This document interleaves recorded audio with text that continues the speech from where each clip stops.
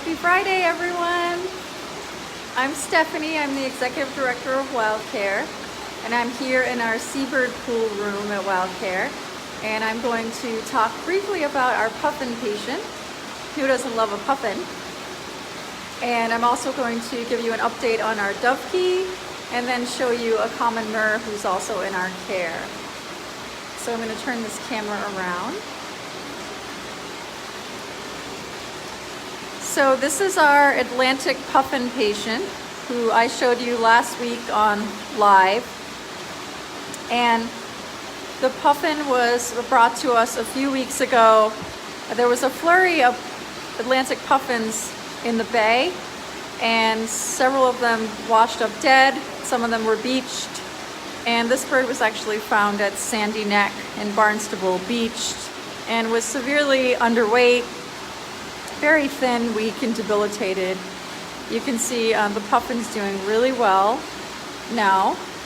We have him swimming. He's in cold water. He's waterproof, eating well, put on body weight. We're preparing him for release.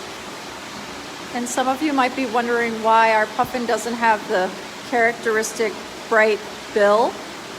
And that's because this is a winter puffin. This is non-breeding plumage. They take on a sooty-faced appearance. But also, this is a juvenile, a young puffin. So he doesn't have quite as an elaborate bill as the adults, and also does not have the color because of winter. It's a gorgeous little bird. So he is swimming. I'm several feet away from him.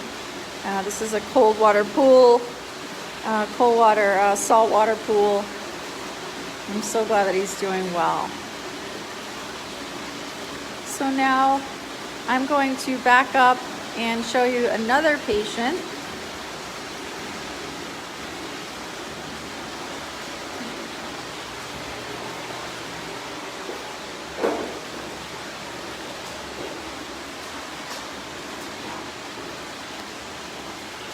So this is our Dovekey, who I also showed you. Oops, I need to zoom my camera out, folks. There we go. This is our little Dovekey, who I also showed you last week on live. The Dovekey is also doing very well. He came to us in early, I want to say January. And this bird was found behind Nauset High School on a trail. Definitely not Dovekey habitat. This is a deep sea bird.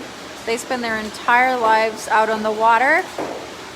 The only time they come to land is to breed, and breeding is usually coastal cliffs, rocky cliffs and islands off of Greenland.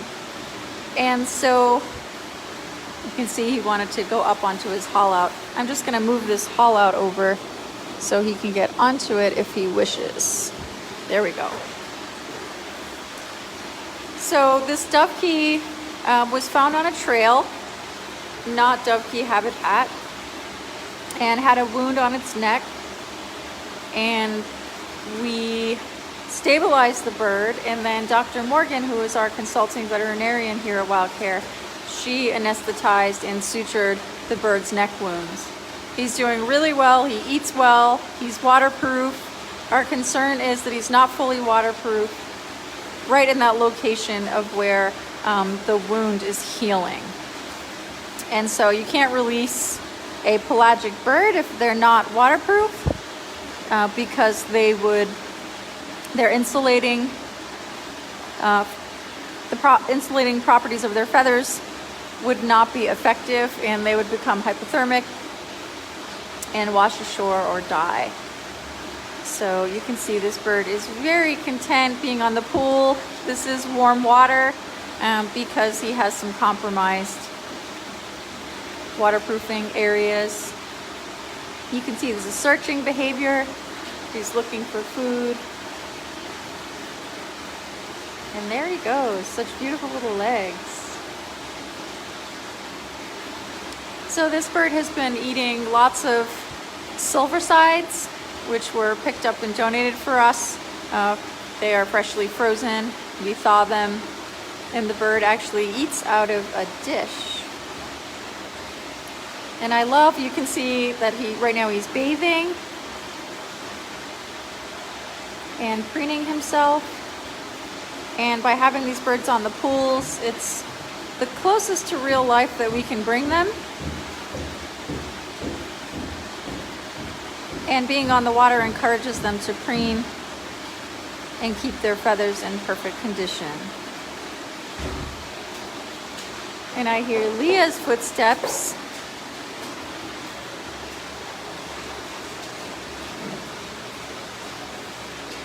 Awesome. This is Leah Myrrh. She's one of our amazing wildlife rehabilitators here. Thank you so much, Leah. So she just put a common myrrh into the cold water pool. And this is a myrrh. I'm going to zoom in a little bit here. And again, I just want to remind people I am standing several feet away. And so if they exhibit signs of stress, I will back off further. This myrrh was found in the parking lot of One Stop Oil in Orleans. Again, not myrrh habitat. This is another pelagic seabird, spends its entire life out at sea, only coming to land to breed. They do breed in the Gulf of Maine, on rocky islands, along with puffins and razorbills. And otherwise, they are breeding way up north into Greenland. I love that this bird, so this bird is not fully waterproof, which is why we are swimming him, also to encourage him to preen. And so you can see he's jumped onto his haul out here, which is exactly what we want him to do, because then he'll also start the preening process. He's thinking about it. This bird has been eating lots of capelin, I believe, smelt. It's really beautiful. This is their non-breeding winter plumage. These birds, by the way, they are all closely related. The Dovekey, the Puffin, and the Myrrh. They all breed north, and we really only see them here off of the coast of Massachusetts, and especially Cape Cod. Only see them here in the winter. So it's a real gift. We love, these guys are like treasures from the sea. We love working with them. You can see that he's thinking about preening. This bird appears to have a shoulder girdle issue, not fractures, but possible soft tissue injury to one wing. So we are monitoring that and also doing conditioning for his wing. These birds, all of these three species, if you were to see them flying, it's interesting. They're all football shaped, and they have these what looks like relatively short wings compared to this fat little body. When you see them fly, it looks like footballs with wings just whirring, wings flapping really rapidly. Not the most efficient flyers given their body mass and shape. Where they are efficient is underwater.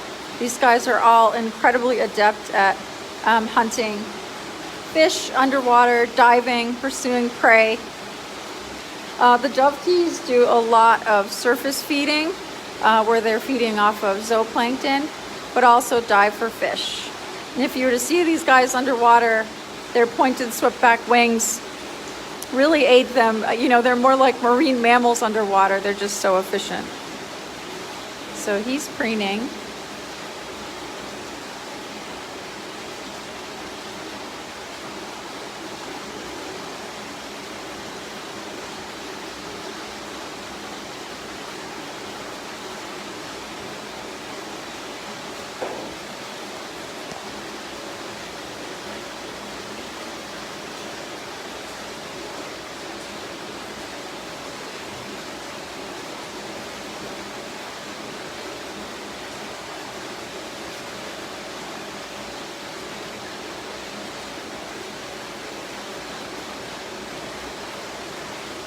Okay, So those were our some of our patients that we have right now: Puffin, a Myrrh, common Myrrh, and a Dovekey. I hope you enjoyed them as much as we do.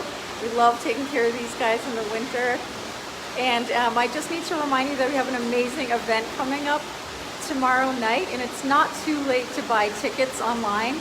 It's called a Wild Winter Night In, and we have some incredible keynote speakers for the event tomorrow. It's a virtual event. If you go to our website, wildcarecapeCod.org, you will see all the information and you can buy tickets. It's $30 a person, supports a great cause, and supports these guys.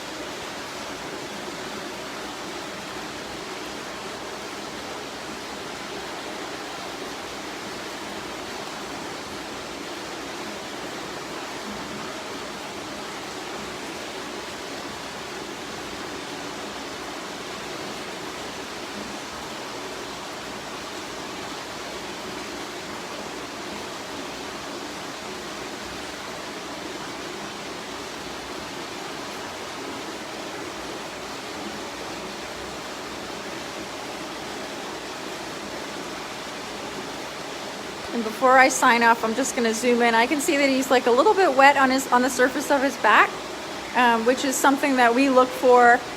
He can't be wet for release back into the wild, so this is something that he will work on and we will work on before he can be released. Oops. Okay, have a great day, everyone. Thanks for tuning in.